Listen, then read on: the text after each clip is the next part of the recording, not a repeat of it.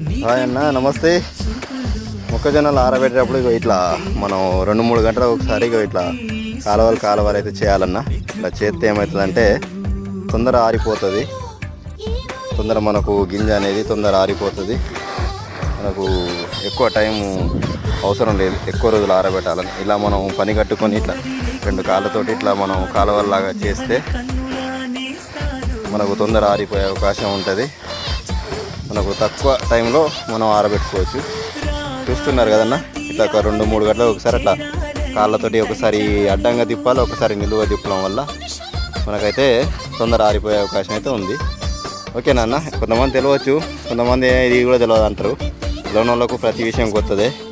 అబ్దుల్ కలాం గారు చెప్పారు కదా, మనం ఎప్పుడు నిత్య విద్యార్థిలాగా ఉండాలని. చాలా మరి అంతే, 100 ఏళ్ళు బతికిన వాళ్ళు కూడా వాళ్ళకి తెలియని అంశాలు కూడా ఉంటాయి. కాబట్టి తెలియని వాళ్ళకైతే ఇది పనికి వస్తుంది అనుకుంటున్నా. ఓకేనా అన్న?